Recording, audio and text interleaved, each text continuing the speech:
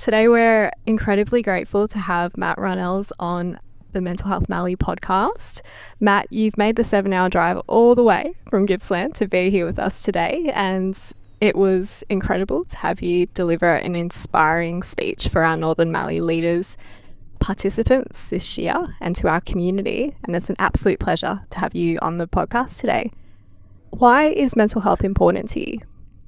I guess for me, it's I'm super passionate and it's super important to me, purely because I know what it's like to hurt. So, I mean, before all of this happened to me and before losing 11 mates to minor behavioural health challenges, I guess I wasn't a nasty person or a derogatory person, but I was probably a kid who didn't understand pain and discomfort and always had a great upbringing and a privileged upbringing. So I'd never really understood what it was like to battle anything other than physical pain. And then when you start to understand the loss of friends and you start to question your own self as you go through adversity and challenges as you start to get older through your teens, then I just found myself sitting on the end of beds time and time again, or sitting by myself time and time again, where I felt like I was biting down on my tongue, where I was gritting my teeth, because any time somebody spoke about mental health and wellness, I found myself getting super passionate. And for me, it was like, what can I do with this passion? How can I start learning about it so that I can be better to people around me? Because I knew what it was like to sit up the back of funerals. And I think mental health is important for me because there's still a lot of unknowns for a lot of people. And so if it was a topic and theme that was so well spoken about and articulated the right ways, which is a whole nother thing. I don't think people talk about it the right way. If it was done well, I wouldn't be doing this stuff. But I feel like there's so much that needs to be spoken about, there's so much that needs to be said, but there's also a lot of things that have been suppressed for a long time. That's the truth about Western medicine. So for me, it's about mental health, and why is it important to me? I want everybody to understand it, and I want everybody to understand it in a hopeful, positive, enthusiastic way. I don't think it needs to be something that's carried about with doom and gloom. Absolutely. So at Mental Health Mallee, we seek to share stories that inspire hope of recovery in people. Can you share part of your story? Yeah, obviously there's a lot of story there, but in the short of things, I grew up with as I said, a great upbringing, best of everything, and parents who loved me unconditionally. And through that, I guess I had never experienced pain, and when I lost my first mate to mental health and suicide at the age of 12, I sort of didn't understand it, and I couldn't fathom how anybody else's life could be any different to mine. 4 more years down the track at the age of 16, I lost another 2 mates. 4 more years down the track at the age of 20, I lost another mate. Between the ages of 20 and now 31 years of age, I'd lose a further 7 mates. 11 mates to something that I believe is 100% preventable. Now, I've got no research or facts to prove that it's 100% preventable, but I think it's a bloody good way to look at it. So, and I think if we look at it like that, we're always going to be doing more to help and support people. 31 years of age, 11 mates to mental health challenges. I was physically and emotionally abused as a plumbing apprentice. I was hit with shovels, punched, kicked, all of that. I'd come over every single night in emotional pain, down, out, broken, upset, shades of the person I once was. As I said, I was an energetic, bubbly, confident kid with not a worry in the world. And then all of a sudden you find yourself wrapped up in a ball on your bed every single night, in tears, until your parents come up the driveway from their shift at work and you wipe them away and you pretend you're fine. And I did that for a long time and suppressed who I really was, did things and made choices around wanting to fit in rather than belonging. And I got lost for a long time there and did things that ever prolonged me to get better as well, or self-medicating and all of that. So I guess in the short of things, my journey with mental health has been an enormous amount of emotional pain, but also some of those experiences have enabled me to sit in this chair today and have this conversation. So I think there's a big one for a lot of people there is being able to understand and recognize that we can't be critical of all the things in our life that have gone horribly wrong if we're not also appreciative of all the things that it's helped us to go right. And I am not the person I am right now without that hurt and without that pain. So I've always found that the most hopeful message for me to share with anybody is exactly that. We all go through pain, we all go through challenges. It's what we do with them, and I thoroughly believe that our pain is our gift if we choose to look at it like that and use it like that. And everybody out in this world goes through pain on different levels.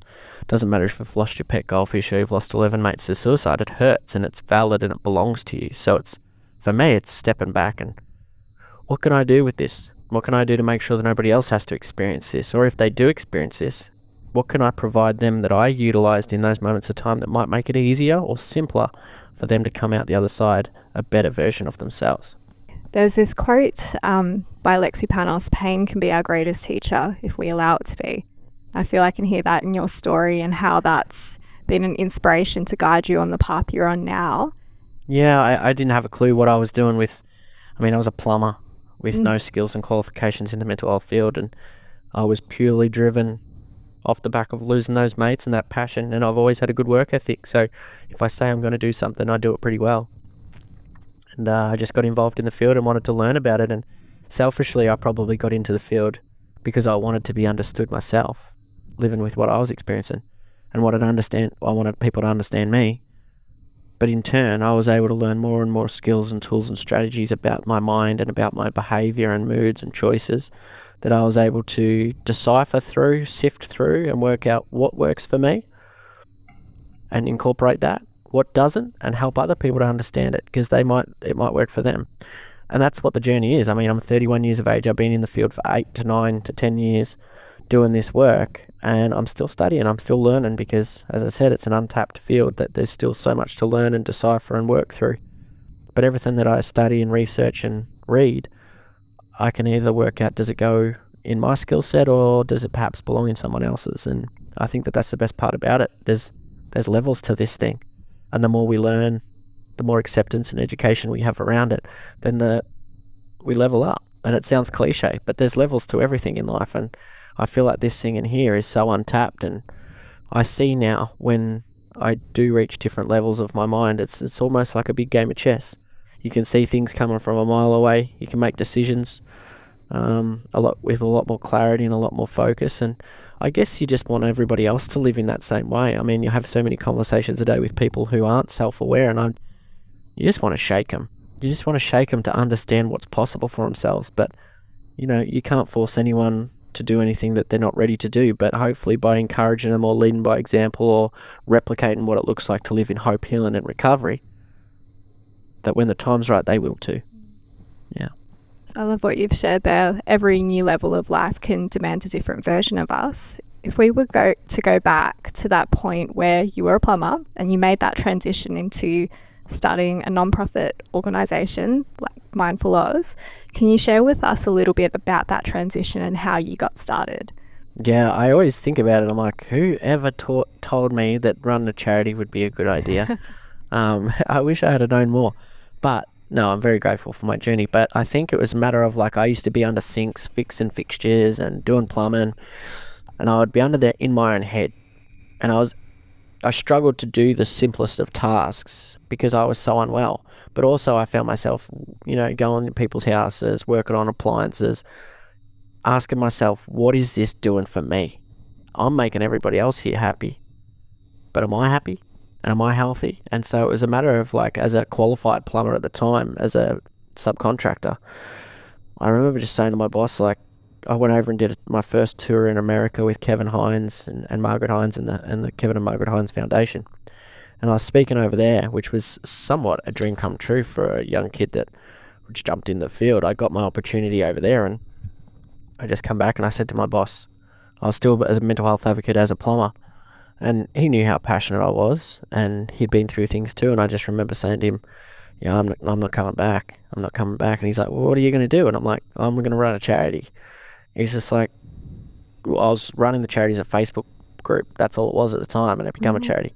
And he goes, oh yeah, I think you're going to need to be able to be here to have the income. And I was like, well, I don't know, for whatever reason, something was pulling at me to go, just sort of like when you dip your toe in the water and you're like, no, it's too cold, and you get out. For me, it was like, let's just do a big bomb and find out what happens. And I jumped deep into the field and worked with my dad and a few other people around me with great business heads who helped me to set up the charity. And it's been a blur ever since. It's been overwhelming. It's been the love and support we've received to do the work that we do is incredible. But I'm also not as ignorant or as silly to think that it's not because what we do is right. And there's a lot of organisations out there doing great work. the key to what we do that's different to others is we're so authentic, we're so relatable, and we are who we are. And I think a lot of people find a lot of comfort in that when they either work for us, work with us, partner with us, or attend any of our events, seminars, workshops, or programs. So, you know, a lot of people always ask me, how did you make Mindfull Aus happen? And I said, it's very simple. It's authenticity. And I'm not interested in making friends. I'm interested in making a difference. I'm not interested in making money. I'm interested in making a difference. And I always said to my board when we sat down at the very beginning of time, if I ever get to the point as CEO where this charity takes off and I'm no longer connected to the people in which I serve and help and support, get rid of me. And I'm still CEO. So still connected on the ground, still doing the work. And I think that that's what makes it accessible and authentic to all the people in our community that look to us for help and support. I'm not in some high building in a suit. I'm on the ground with the people doing the work. I'm at our events, I'm at our fundraisers, and I think that that connection is what our community is aching for. Absolutely. So we heard you speak to our community leaders recently, and something that really came through was that connection, that love, that making a difference. And it sounds like that's something that's come through in your work and what you do now. What would you say your purpose is? My purpose is definitely around giving back. I mean, I feel so purposeful and I feel a sense of self-worth when I am providing, serving, giving, helping. So, you know, I've been through some challenging times just recently. And there's always that decision, especially when you run your own business, do I just roll over and go back to bed? Yeah. And for me, it was just like, I know that if I just go to work, and it's not to hide what goes on in my life, but when I'm at work, I feel very purposeful. And for a long time, my conditioning through different events and traumas and things that are said to me is my conditioning is that I'm a burden on every single person I come in contact with. I'm worthless and I'm a failure. So I know that when I come to work, I might feel like a burden, but I use the feeling of burden to make sure nobody else ever feels like that. I feel worthless. How can I make other people not feel the same way? I feel like a failure. How can I make other people not feel the same way? And that's where Mindfull Aus and my purpose and my work is purely to give back. And when I do that, selfishly enough, I feel good too. Doesn't mean that I can't sit in silence and sit. There's more to me than work. Yeah, there's more to me than work. And once upon a time, there probably wasn't. I was so hell-bent on doing everything that I could to help and support people that I lost myself to the field. Now I've found a lot more balance in my life where, you know, I don't work past, 4 or 5 o'clock. I go home with the rest of the staff. I don't sit back and do things till midnight. That hustle narrative and this entrepreneurial narrative that we've got to do, to me was pretty unhealthy. And so for me, and a lot of people around me made me realize that and helped me to realize that, where now I'm at the point where what's healthy for me is returning to who I've always been. And that's someone who just likes to have fun, someone who likes to have a laugh, someone who likes connection, but also someone who likes to be by themselves just as much. So more of that and balance that with that work that I do, because when we do it, we're all in. So it can get quite exhausting and quite tiring. It's high energy stuff. Yeah. Just thinking about those people who might be more human doings, just in that action, go achieve, our entrepreneurs, our community leaders who are so passionate about giving back and being of service, but sometimes they can not be taking care of themselves in the process and be burning out, be dealing potentially with mental health issues in the background and not communicating about that, or there may not be support available to them. Do you have any tips or advice you could give them to support them? Yeah, I think it's going back to being present to ourselves more than anything else. And yeah, while it's all good to do all this amazing work and be a leader and all of that stuff, the leadership, the advice, the work and the service we provide other people all is determined on what we've got to give. And we have to be present to those thoughts and feelings. I mean, 1,440 minutes in a day, 5,000 to 70,000 thoughts a day. And that's increased since technology has come along. 91% of those thoughts are the same again tomorrow. So if you're feeling burnt, overwhelmed and stressed, those thoughts, that's an action signal. Why is that thought existing? What is it causing me? Can I remove it? Can I accept it? Can I dance with it? Can I create magic with it? So for me, that's the process that I follow, and I'd encourage other people to follow, is to understand, why is this thought reoccurring? Why is it happening? Is it an action signal for positive change? Can I remove it? Can I accept it? Etc., etc. And for me, that's how we remove burnout and stress, is going back to those balance of those quadrants of life. What are we giving finance? What are we giving work? What are we giving play? What are we giving family and friends? And when we work out and have that take control of our life rather than life pull us in all of these different directions, and that comes back again to those presents, to where am I spending my time and where am I putting my minutes in a day. And I think it's really imperative that people in business or any leaders understand their own value set, and do my values align with my behaviors. And if I do, I'm doing good work, but I'm also balanced. If I am somebody who says I pride myself on loyalty and family, but yet I'm working all the time, there's no synergy there. And so there's just this disconnect. And when there's disconnect, our immune systems break down, things break down. And so we need to be really present to who we are and not get caught up in, I've got to do and be to everyone. We've got to stop, pause, and understand, is this getting me further towards X, Y, Z? Did I start out to do what I'm doing right now? And making sure we're always realigning those things in our life. Excellent. There's so much gold in what you just shared there. I hope so. two things I have to ask you. So first one that comes to mind is, do you think it's important for organizations and businesses to have well-being in their values? Well, it doesn't necessarily have to be in the top 5 values, but when I do go to organizations, I make sure that at least one of those values is fun. Yeah. Because what else are we living for? So I go to organizations all the time, and I'm seeing more of it now where their 5th value is fun. And I think that that's super important, because fun is a balance of all of that. We can do well-being, health, and look after ourselves with fun. We just work to work is just, for me, it's just, while work's very purposeful, it's also got to be enjoyable, because 1,440 minutes a day, 400 to 600 of those minutes were spent at work.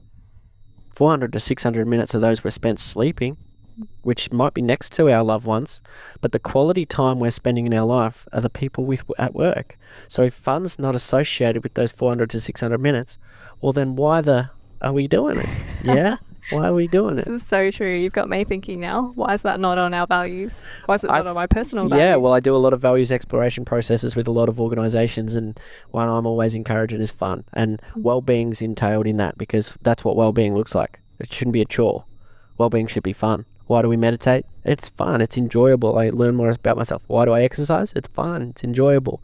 Yeah, there's some things in my well-being that I don't find fun, but I know how important they are to me as well. But if an organisation does not balance out KPIs and income with the importance of well-being, it's probably not a great organisation to be at. Yeah. Awesome. Thanks for sharing. The next part to that was also around conflicting values. What happens when you've got someone that, say, really values contribution or growth, and then another value could be well-being or fun, and they push in the direction of one of those values potentially, and there's an imbalance, and that's where the burnout can happen, because they're just so passionate and that's such a value to always be of service, and they give to others, but as a result they're possibly giving from an empty cup and not filling up their cup. Yeah, I just think it's super important that, we've got our 5 core values, and the uniqueness of who we are is spread amongst those. Obviously there's things that fall outside of it, but are we in an environment where we feel balanced? There's got to be this give and take narrative with our values, but you've still got to understand that if I'm in a workplace that doesn't feature any of those things that align with who I am, there's plenty of other places to be working. And a lot of people look at me and go, Matt, that's stupid. Like, I've got a good paying job. I've got to provide. What for? What for? We've got to provide to ourselves before we provide anywhere else. And I'd rather get up and spend those 400, 600 minutes a day working with the people I love and the people that align with my values, rather than only working with people purely to bring back a dollar. If I said to anybody that was watching this or listening to this, what drives you more? What do you value more? Health or wealth? What would you say? Health or wealth? I'd say health, and then I questioned that for a minute. I can nearly guarantee that 100% of the people I ever ask that question to say health. But yet we go to work 400 to 600 minutes a day to earn money. Yeah. Are we putting 400 to 600 minutes into our health a day? No. The good thing is we don't have to. But if we're going to work for 400 to 600 minutes and it incorporates health and wellness and you're around good people, tick, done. So why are we going to work if we say that we I love health, I'm all about health, and then we're going to work in a place that doesn't provide it. It's a conflict of your own value system. Absolutely. And that's where our immune systems break down. And I think after the last couple of years, we're starting to recognize that when you're not living in alignment, that's when we let in disease. That's when our immune systems break down. That's when we're sick. Our body keeps the score. If we wake up crook, ask yourself why. That sickness doesn't just happen. I haven't been sick in 4.5 years, 3.5, 4 years. That's remarkable. I didn't get COVID. I haven't had anything like that. I live in alignment with who I am. My value system and my immune system. I'm an asthmatic. I live with atelectasis in my left lung, which is a hole in my left lung, and yet I'm not medicated for bipolar disorder. I live a healthy, happy and fulfilling life because I align with my value system every day. I used to spend frequently as a kid growing up, my parents can attest to this, I used to live on the hill. When I say live on the hill, that was where the hospital was. I lived in there. My immune system was compromised my whole upbringing. Asthmatic, sick all the time. 3.5, 4 years now. By doing the work on myself and living in alignment with who I am, I don't get crook. So I think it's always a good thing to ask yourself if you're waking up in the morning sick. Why am I sick? What's happening? That's where reflection is a really good part of our lives. The more reflective we are, the more effective we are. Definitely. Ask why. Ask better quality questions. Question it. Yes. Question everything that's happening to you, because if you're not, good chance it'll happen again. So if you were to share with our listeners what some of those habits are, more specifically like your routines that support you during times where, say, your mental health isn't thriving or optimal, what would those be? My wellness plan is very, very thorough. As I said before, there's some things in there that I find fun about it, but there's some things in there that if I only worked out and ate well when I wanted to, I'd be the biggest, fattest, laziest you-know-what on the planet. I don't necessarily enjoy doing that, but I know that the effectiveness and the benefit it brings me. For me, when I wake up of a morning, it's proactive, not reactive. It's instead of worrying about this thing and reaching for this thing like so many people do, for me it's about when I reach for this thing, I'm relying on people, external things to bring me happiness and joy.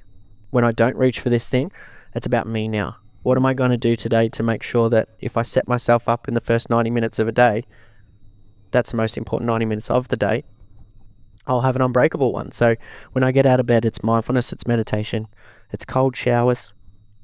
I mean, so little difference between jumping in a hot shower and flicking the last 30 seconds to cold. When I jump in a hot shower and get out, the body sends cortisol, which is stress. So it says, get me back in that hot shower, especially in Victoria, because it's cold all the time. When I jump in a cold shower or finish the shower cold, my body, when I get out, goes, thank you, Matt, for getting me out of that stupid cold shower. And therefore, the brain sends dopamine. It's a difference between doing these little things before you start the day that set you about having a good one. Gratitude practices. Connection with the people when it's ready to jump on your phone or you talk to people. Tell people how much you appreciate them and learn about people. Interact with people. That social connection of love, belonging, connection. Exercise. 26 minutes of it a day equates to 12 hours of good positive brain health. As much as I don't like it, it's super effective for our wellness. When we're exercising, we eat well. These things flow into each other. So my wellness plan is super important in the morning, but equally throughout the day. And then overnight, there's gratitude practices, there's reflection practices. What was the good that happened today? What was the bad? I work out what the bad was and why it was happening to me, who was around me, etc., etc. And I try to remove it from the next day. The things that happened good to me in the day, who were they, what happened? How can I incorporate more of that into tomorrow because I know it worked? So the more reflective I become, the more effective I become the next day in working out what I needed to see, hear and feel to be my best self. And it sounds too rigid and thorough, but I'm in a place where I'm happy and healthy and I live with bipolar disorder, and they said that wasn't possible. It is possible, but you got to put the time and effort into self. And I think I do 2 hours of wellness before I go to work every morning, and I would at least do 2 hours, 2.5, 3 hours for the rest of the day on the things I do. I mean, even so more now lately, I'm back in my old hometown again, and I live within 5 kilometers of the golf course. I bought a golf cart and I play golf at 7 o'clock in the morning with my dad before I go to work. A lot of people go, I wish I could do that. It's like, well, why can't you? You're just making excuses. You're living on life's terms instead of living on your own. So, yeah, I create that work where I start work at 8:30, 9 o'clock, and I get 9 holes in golf with my old man, which is social connection exercise. And we chat and we laugh. especially at my golf swings. And then we go to work. And now I know when I'm at work, I might have a situation that sucks. I might have something that goes wrong. I might get ridicule, harassment, derogatory behavior. But because I've done what I needed to in the morning, I know I can overcome that situation. I've got more clarity and focus in that situation than I would if I just got out of bed, had me hot shower, ate me shit food, jumped into a day at work. The brain is not working the way it needs to be working. So we've got to light up those different areas of the brain by doing these things. And so when I go to work, this thing's rocking and rolling. Yeah. Awesome. With what you've shared there, it reminds me of Corey Key's dual continuum model. I haven't seen it. Haven't seen it. So it's, you can have optimal mental health and have mental illness. You can also have poor mental health and have mental illness as well. So it sounds like you can support yourself if you are experiencing like a bipolar and still do those practices and like set yourself up for success. And speaking to people who perhaps are experiencing something and they're not sure how to respond, or they're on the outside looking in on someone else's experience and feeling a bit helpless and they're not sure how to respond, what could they do to support people around them? I think we have to be more present to people. And as I've shared over this week, these couple of days being up here, when we're present to people, we start to see those signs. When we're present to people, we have improved compassion. When we're present to people, we have more clarity and focus. I think if we can just, it's not revolutionary, we go back to being more present to people. We will hear the problems, we'll see the problems. And those people, if we're present to them, will feel seen, heard and valued for who they are. And as my mentor Heather Yellen always says, they'll feel got, which is understood. And so I feel like if we can be more present to people in their conversations, we see body languages, we see movements, we see where their tones of voices are going. And when we can gauge those things, we can start to understand and piece it together. Okay, they were uncomfortable when we spoke about this. This makes them really happy. They like talking about this. They're avoiding that. And we can find other means and ways to get creative with that conversation so that we can draw it out of them. And obviously the discipline and consistency. We have to speak to people's listening. And when I say that, we can't do what makes us comfortable and expect the other person to receive the love. We have to go to how they receive love. Do I prefer to talk to my dad when we're moving, watching TV, in a car, kicking a footy? Yes. Do I prefer to does my mum prefer to have a conversation where I'm looking eye to eye with her? Yes. So regardless of what I think of eye contact, my mum receives love with eye contact. She likes attention, which means I'm going to go put myself in a situation that feels more comfortable to my mum. Does my dad love when I stare into his eyes and talk about meaningful things? Probably not necessarily. Does my dad feel comfortable if we're driving in the car and having a chat? Does dad feel comfortable if we're sitting on the TV watching the footy and having a chat? Yeah.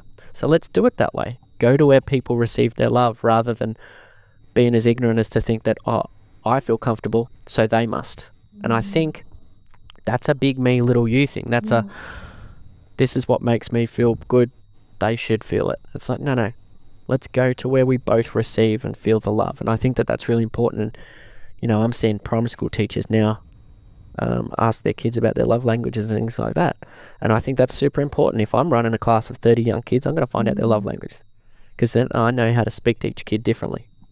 It's a beautiful place to be. And a lot of teachers have also looked at me when I've suggested and gone, oh, that's too much work. But well, you keep wondering why you have kids bouncing around the classroom not listening, and you keep struggling to keep these kids entertained, and you keep kicking kids out of the classroom if it works for you. But if you stop and understand your kids and speak to their heart rather than to their head, the same way storytelling through the heart, once you get through the heart, you can educate their mind. But you can't educate the mind if you don't first go to the heart. And that's why when we operate out of the love space and the heart space, we'll receive and send love in the appropriate ways. We'll get to people that we probably have thought we could never connect with. Definitely. I personally do believe we need more heart-centered leadership in our communities, and dropping into our hearts, not coming from the mind, because the mind you shared about love languages, we can know our love language, great, awesome, but what happens if we're communicating our love language to someone else? We're not really connecting with them, are we? We're not really being present to them and communicating in that way. We're all so unique to ourselves, and I mean, we're all wired the same way. We want to be seen, heard and valued, and we need love, belong, connection, but we all have different behaviours, value sets, and they're unique to ourselves. So the more every interaction we have is an opportunity to learn about that someone. and ourselves. And if we learn about someone, well, then we're going to be in a better position to help and support them thereon after. But if we keep ignoring the little things and the signs and we're not present to people, then we'll continue to throw out information and just hope that it sticks. It won't. It'll keep bouncing off. The same way as I used last night, that how many times have you ever been in a situation where you've left your young one a list of jobs to do and you've left the house and you come back after a couple of hours when mum gets home and it's like, shit, my jobs are still here on the bench that haven't been done. Why not?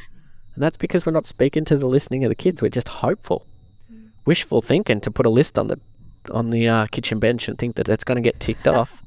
Like, go and speak to the heart of the kid and help them to understand the importance of these things, rather than do what I say. This is what you need to do. It's big me, little you, and it makes people feel little. And when they feel little, they'll recoil, they'll reject, they won't be engaged.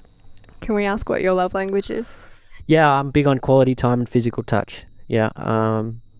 Gifts sits right at the very bottom of me and doesn't register. I got no interest in materialistic things or receiving things, and that's me. Everyone's different, and I understand that. But quality time and physical touch equal to quality time. Though I love time by myself. So there's that fine line. But again, communication will help the person I'm with or around understand that while I do love quality time and I love physical touch, there's also the importance of my space as well, and being respectful of that too. Quality time, physical touch are right up there with fives and fives, I think, last time I checked. Awesome. I love how you've reflected that inwards as well. Like, you can give that to yourself as self-love and also give that out to others. Yeah, absolutely. And I think, for a long time, like, I've had partners in the past that have just come home and they can see what I've done for work, or I've had a hard day or whatever, and they come home and buy me gifts, and it's like, well, it's nice, but it does not register with me. It doesn't register. But the longer that they do that and not try to understand what I've been telling them about quality time and physical touch, is where you actually start to hold resentment and like get a little bit pissed off. So it's just like, you can try to be nice and it can be rejected.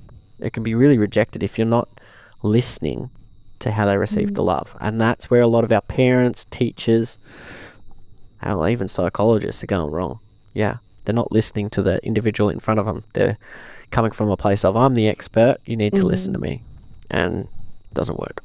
How important do you think active listening is, truly seeking to understand rather than being understood? Yeah, the ability to listen with no intent to reply, no judgment, no criticism, no comparison, no advice. You don't need to be given advice to people. It's not our role and responsibility on this earth to be fixers and healers and problem solvers. Our role and responsibility is to be good listeners. And if Australians can get better at listening, we'll see more people do the work on themselves, because they'll feel seen, heard, and valued. Not, oh, he's got a problem, I need to fix him, make him feel little, I'm the expert, listen to me. That's what people are feeling in the world right now. Because people are so busy doing everything, that when somebody comes to them with a problem or a challenge they're facing, we're so keen to get them the solution so quick, and we can piss them off because we've got shit to do. Instead of going, I'm all yours. What's going on? Talk to me about it. And I facilitate the ability to listen and validate to everything that you say, so that you walk away and go, I feel heard and seen today. And it felt really nice. Now I'm going to go away, and when we facilitate our own thinking, that's where growth and development stems from. So you go away going, I spoke today for an hour with Matt and he just listened to me. I heard my own thoughts, they registered, I felt heard and seen and valued, and now I can go away and work on them. Because it's not my responsibility for people to come up and dump a big bag of problems and challenges on someone and think that I'm going to fix it or you're going to fix it. It's the ability to listen. They go away, they sort through it, they take their big bag of emotional challenges elsewhere and fix it themselves. Absolutely. Like, we look at people as resources, not problems to fix. Yes. Hold space for them. I've always said, a lot of people come in my inboxes and that as a mental health advocate, they're like, Matt, what's a good book? What's a good podcast? I'm like, just listen to yourself. The answers don't belong in here. The answers aren't in a podcast or anything. Yeah, we can get gems out of people. We really can. People can help us to see things differently. But all the answers are in here. All the answers are in here. We've just got to listen to what's happening in our world and understand that every thought that's happening is carving us into the most beautiful and resilient version of ourselves, if we choose to listen to it and understand why it exists. Because they're all action signals for change. Every thought we have is an action signal for positive change or direction. But if we're always looking for, what's the next book I can read? All the answers are internal. Yeah, they are. As much I wrote a book, contradicts it, doesn't it? But hopefully, some of what I talk about is in there so they can help to understand that they need to look in here and be present to themselves.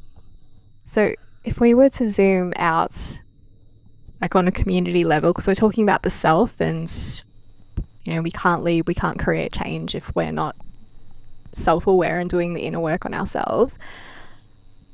For the Northern Mallee region, what are some tips that you could share for us to improve our regional priority, which is health and wellbeing for all?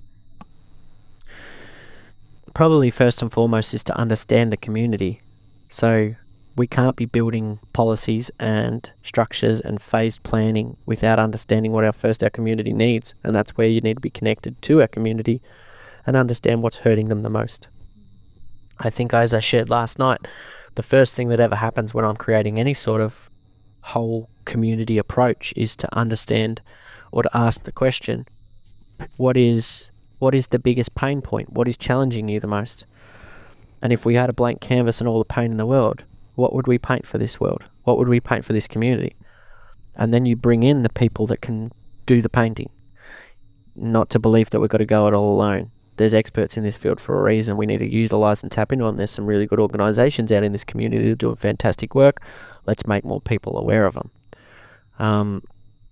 That whole community approach has to come from feedback, data and research of what people need to see, hear and feel, and not be as ignorant as to sit in offices and make these policies and plans and structures based on your own opinions. But go out and do the work, sit amongst the people like we have today and hear what's hurting them. Same way when I went to that event last night, I heard real clear what's hurting this community. Therefore, you're better educated to make those judgments and those decisions that will impact the community thereon after. So, yeah, I guess when you're putting anything like this into place, you have to really go back to the approach of,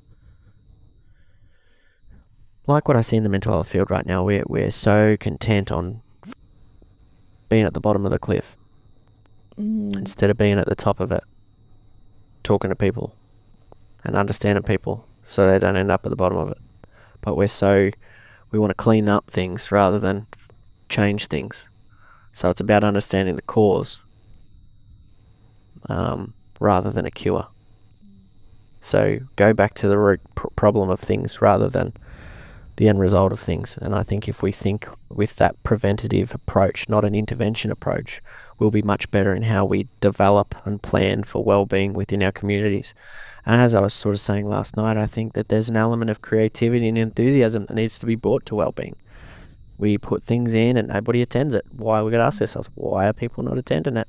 Because it's easy to point the finger and go, they're not attending it. I put us on. I do so much work in this field, but no one ever comes. They're not ready for it. And you point the finger and you got three fingers pointing back on, why am I not creating a space that people feel comfortable to attend?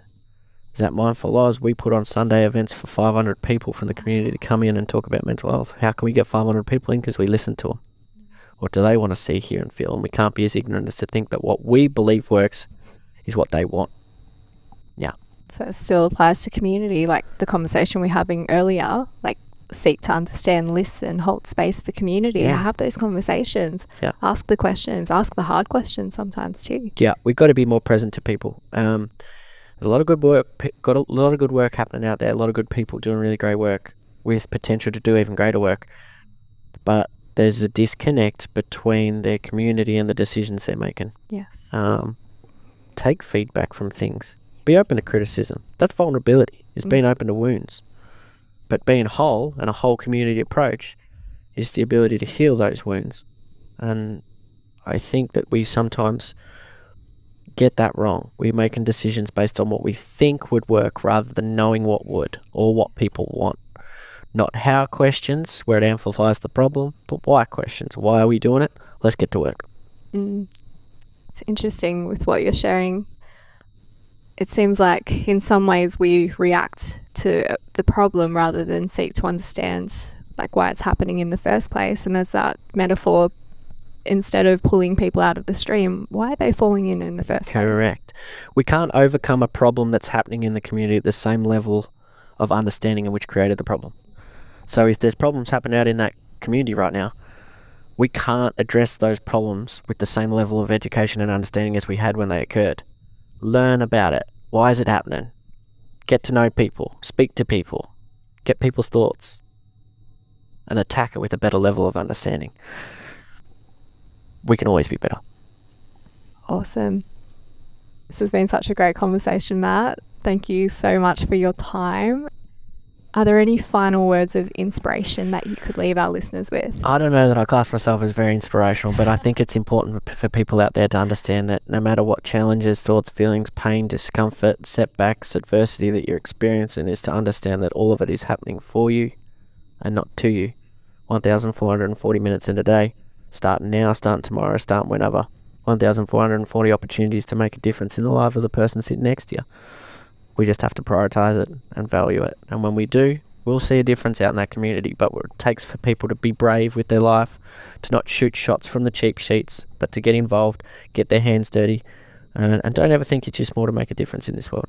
But yeah, most importantly, like I said this morning, take care of the person next to you. But most importantly, take care of number one, because when we're well, we can do good things. We can create magic. Powerful words. Thank you so much again for sharing your story and your insight and your wisdom with our community, and we'd love to have you back. Come and visit us. Well, fingers crossed. I'd love to be back. I said it's not as if any community is any different to any other. They're all hurting right now. The world's hurting. I'm hurting. Everyone's hurting. So where there's opportunities to come and play and to speak and to facilitate content and help people to understand this thing, I'm all for it, and that's why I'm super grateful for this conversation this morning. It's nice when you sit next to people who get it and people who lead with the heart, and you definitely do that. Thank you so much, Matt. Thank you. Appreciate it. Thank you so much for listening to the Mental Health Mally podcast. Don't forget to hit subscribe and follow us on social media. If you'd like to learn more about Matt and the amazing work he does, head to mindfullaus.org or mattrunalls.com.au. Until next time, take care.